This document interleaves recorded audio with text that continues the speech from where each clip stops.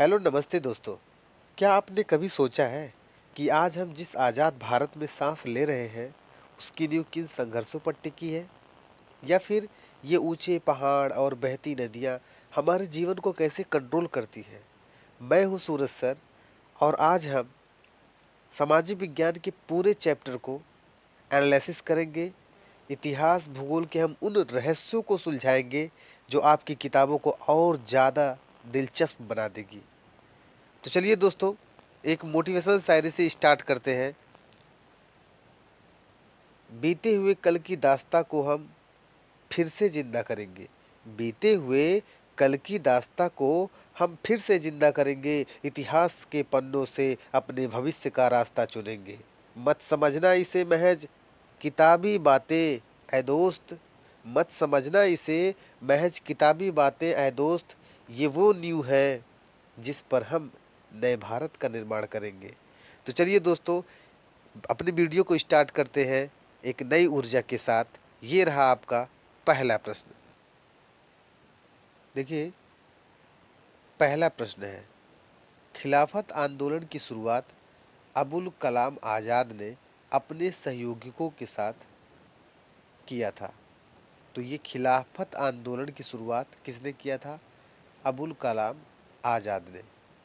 अगला प्रश्न, फ्रांस की क्रांति का मुख्य कारण सामाजिक असमानता को माना जाता है। गुलामगिरी के लेखक ज्योतिबा फूले थी। आगे चलते हैं, चौथे प्रश्न की ओर चलते हैं।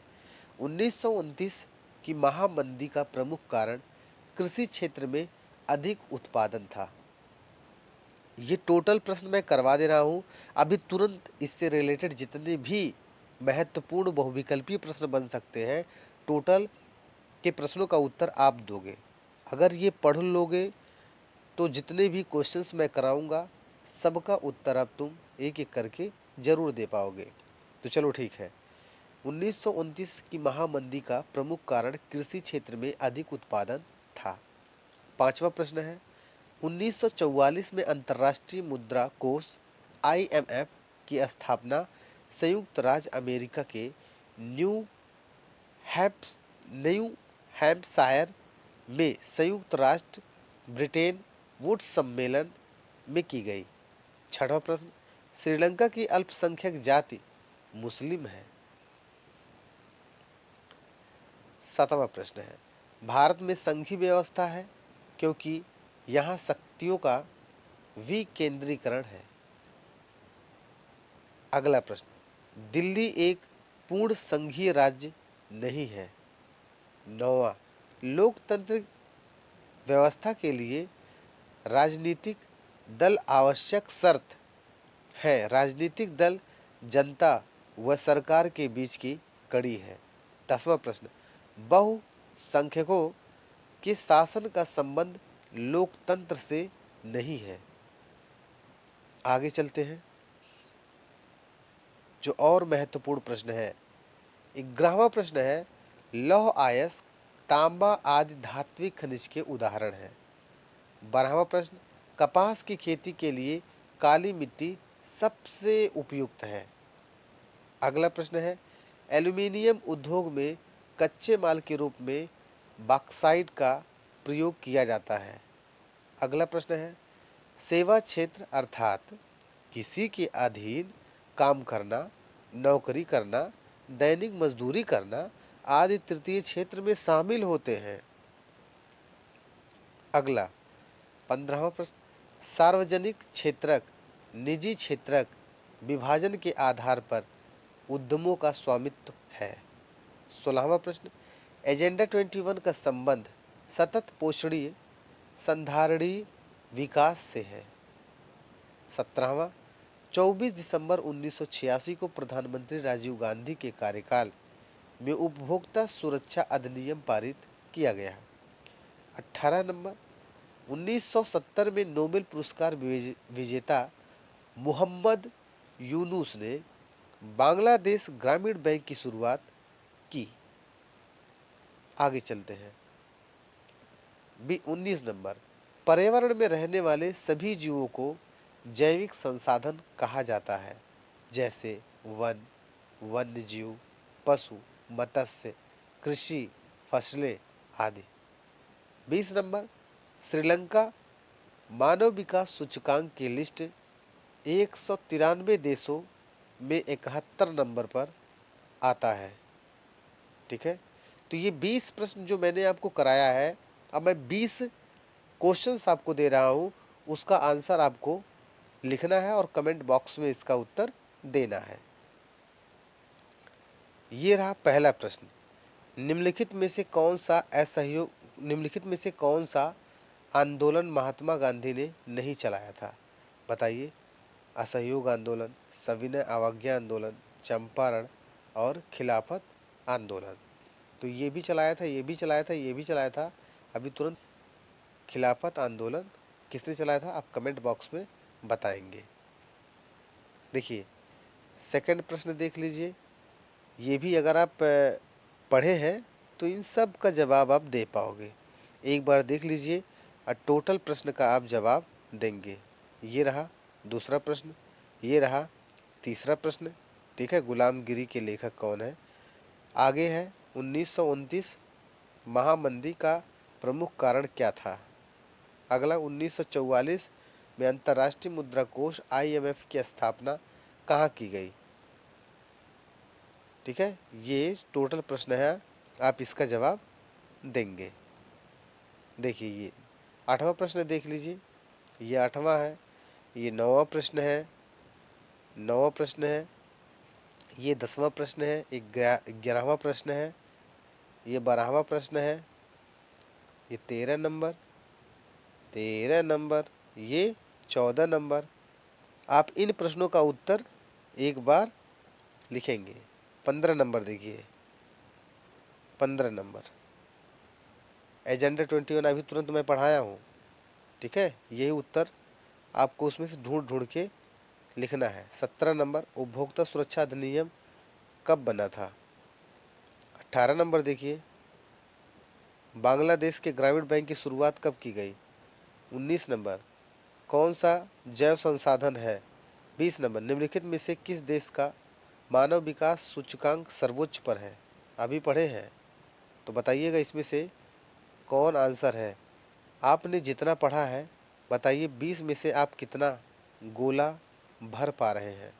ठीक है, अगर आप 20 में 20 भर पा रहे हैं तो आपका दिमाग आपका बहुत तेज है, काबिले तारीफ है। ठीक है, आपका दिमाग बहुत तेज है अगर आप एक बार क्वेश्चंस को पढ़ ले रहे हैं और 20 का उत्तर अगर आप दे पा रहे हैं। तो चलिए ठीक है, फिर एक नए क्वेश्चंस की ओर चलते हैं। अगला प्रश्न है पहला, कह रहा है कि जर्मनी के एकीकरण में मुख्य भूमिका बिस्मार्क की थी।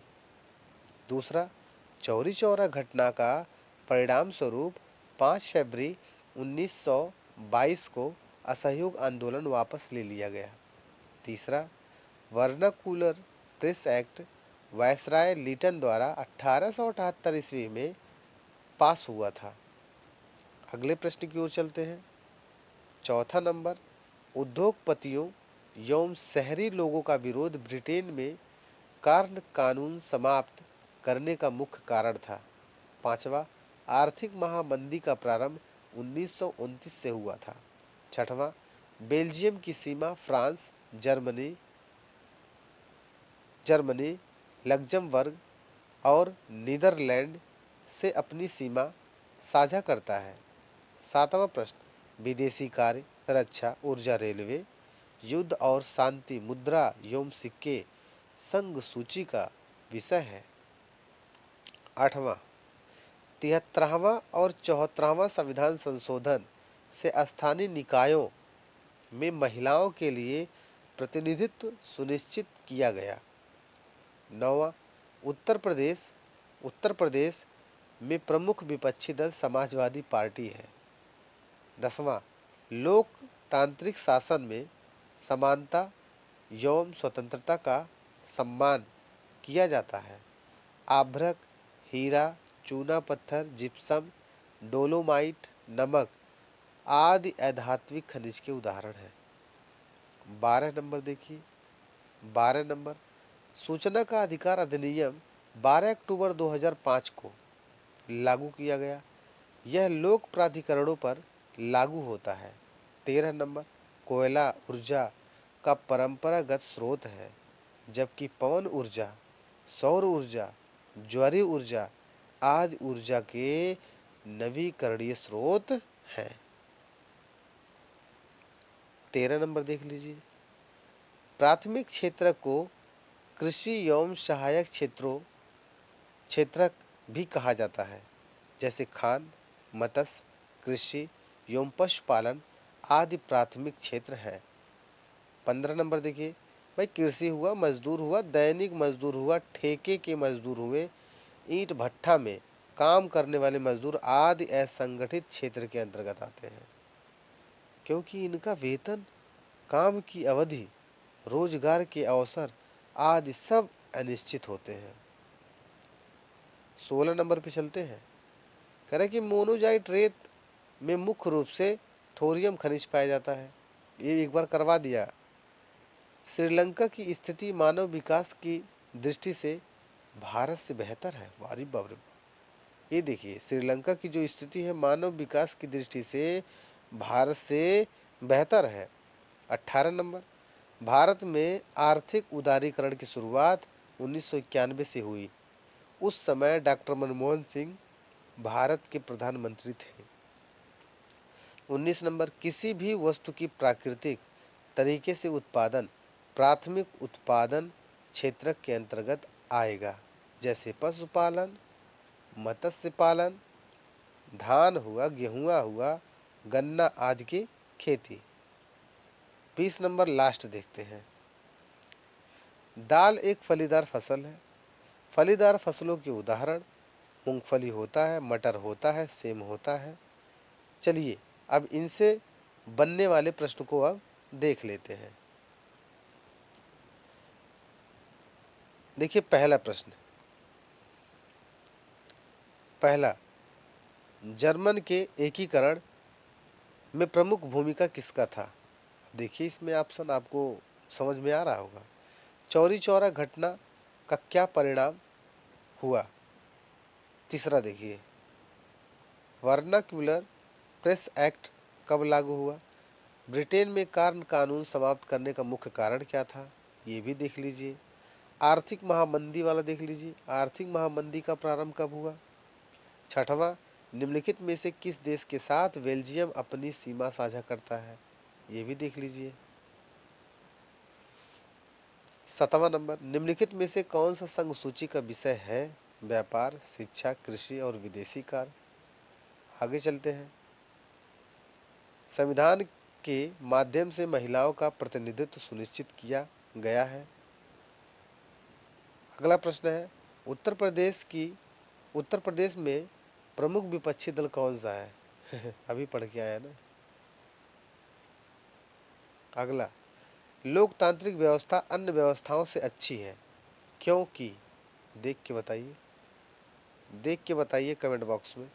11, निम्नलिखित में से कौन सा खनिज अधात्विक है? सूचना का अधिकार अधिनियम कब लागू किया गया? निम्नलिखित में से कौन सा परंपरागत संसाधन है? निम्नलिखित में से किसको कृषि एवं सहायक क्षेत्रक भी कहते हैं? निम्नलिखित में से कौन सा व्यक्ति असंगठित क्षेत्रक के अंतर्गत आता है? मोनोजाइट रेत में निम्नलिखित में से कौन सा खनिज पाया जाता है?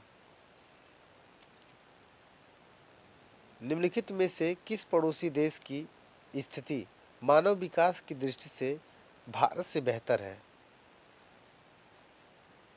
भारत में आर्थिक उदारीकरण की शुरुआत कब हुई? एक वस्तु का अधिकांशतः प्राकृतिक प्रक्रिया से उत्पादन डैश में सम्मिलित है। 20 प्रश्न, निम्नलिखित में से कौन सी एक फलीदार फसल है? बताइए इसमें से कौन सही है, जल्दी बताइए। अब आगे चलते हैं। कैसा लग रहा है सेशन आपको? यहाँ देखिए भाई साहब, पहला प्रश्न, यंग इटली एक संस्था है। क्या है? एक संस्था है जिसकी स्थापना 1831 ईस्वी में ज्यूसेppe मोत्सिनी ने फ्रांस के मार्सलीज नामक नगर में किया था। सेकंड वाला, कॉर्न लॉ से संबंधित देश ब्रिटेन है। कॉर्न लॉ एक कारण ब्रिटेन में शहरीकरण में वृद्धि हुई और कृषि की जमीन में कमी आने लगी। आगे, नेपोलियन की पराजय 1815 में वाटरलू के मैदान में हुई, जहां उसे गिरफ्तार करके सेंट हेलेना कारागार भेज दिया गया। वहां 1821 में उसकी मृत्यु हो गई। आगे चलते हैं। ये है महामंदी जैसी भयावह आर्थिक घटना 1929 में घटित हुई थी, जिसकी सबसे बुरा असर कृषि क्षेत्र पर पड़ा था। पांचवा, गुलामगिरी के लेखक कौन है? भाई ज्योतिबा फूले थे। छठवां, प्रतिरक्षा विदेशी संबंध आदि संघ सूची के विषय है। शिक्षा समवर्ती एवं कृषि राज्य सूची का विषय है। भारतीय संविधान की 8वीं अनुसूची में कुल 22 भाषाएं हैं। अब मूल संविधान में कुल 14 भाषा थी। अरे बाप रे बाप, ये क्या होता है ये बाबू। आठवां, भारत एक धर्मनिरपेक्ष राज्य है। क्या है? धर्मनिरपेक्ष राज्य है। भारतीय संविधान किसी धर्म को राज्य की धर्म नहीं बन। नौवां, जनता के लिए शासन लोकतंत्र की शासन व्यवस्था की विशेषता है। 10वां, लोकतंत्र के मूल्यांकन की दृष्टि से बहुसंख्यकों का शासन लोकतांत्रिक व्यवस्था के अनुरूप नहीं है। आगे चलते हैं। 11 नंबर, उत्पत्ति के आधार पर संसाधनों को जैव अजैव दोनों संसाधनों के रूप में वर्गीकृत किया जा सकता है। 12वां नंबर, प्राथमिक अंतर्राष्ट्रीय सम्मेलन ब्राजील के रियो डी जेनेरियो में आयोजित किया गया था। खरीफ की फसल बोने का समय जून जुलाई होता है। खरीफ की फसलों की कटाई सितंबर अक्टूबर में किया जाता है। 14 नंबर, प्राकृतिक गैस ऊर्जा खनिज के अन्य उदाहरण कोयला और पेट्रोलियम है। 15, कृषि आधारित प्रमुख उद्योग ऊनी वस्त्र, जूट वस्त्र, रबर, फलों के रस, पेय पदार्थ आदि है। 16 नंबर, भारतीय रेल व रेल प्रखंडों कुल 18 है। 17 नंबर, सूचना एवं प्रौद्योगिक द्वितीयक आर्थिक क्षेत्रक। सूचना एवं प्रौद्योगिक द्वितीयक आर्थिक क्षेत्रक। आगे चलते हैं भाई। ये रहा 18। 24 दिसंबर 1986 को प्रधानमंत्री राजीव गांधी का कार्यकाल उपभोक्ता सुरक्षा अधिनियम द्वारा पारित किया गया। 19 नंबर देखिए, किसी देश के विकास प्रति व्यक्ति आय पर औसत साक्षरता दर पर लोगों की स्वास्थ्य स्थिति पर आधारित होता है। 20 नंबर, राष्ट्रीय ग्रामीण रोजगार गारंटी अभियान यानी नरेगा भारत में 7 सितंबर 2025 को लागू हुआ। 7 सितंबर 2005 में लागू हुआ था। ठीक है ना। चलिए, इससे रिलेटेड आपको हम प्रश्न दिखाते हैं। आपकी ये मत कहिएगा नहीं जाता। देखिए पहला प्रश्न भाई साहब, देखिए, निम्नलिखित में से किसने एक गुप्त संगठन यंग इटली बनाया? कार्ल लॉ किस देश से संबंधित है? अभी ये सब बात हुआ है। नेपोलियन बोनापार्ट की पराजय कब हुई? महामंदी का सबसे बुरा असर पड़ा। गुलामगिरी किसकी रचना है? देखिए पूरा आसान आसान है, एक बार देख ले दिमाग आपका भाग से खुल जाएगा। आगे, निम्नलिखित में से कौन सा विषय संघ सूची से संबंधित है? भारतीय संविधान में भाषाओं को किस अनुसूची में रखा गया है? अगला प्रश्न कह रहा है कि भारतीय संविधान के बारे में निम्नलिखित में से कौन सा गलत है? 4 ऑप्शन दिया है, गलत बताइए। कह रहा है कि 9वां नंबर, जनता के लिए शासन किस शासन व्यवस्था की विशेषता है? 10वां नंबर, लोकतंत्र के मूल्यांकन की दृष्टि से निम्नलिखित में से कौन सा बिंदु लोकतांत्रिक व्यवस्था के अनुरूप नहीं है?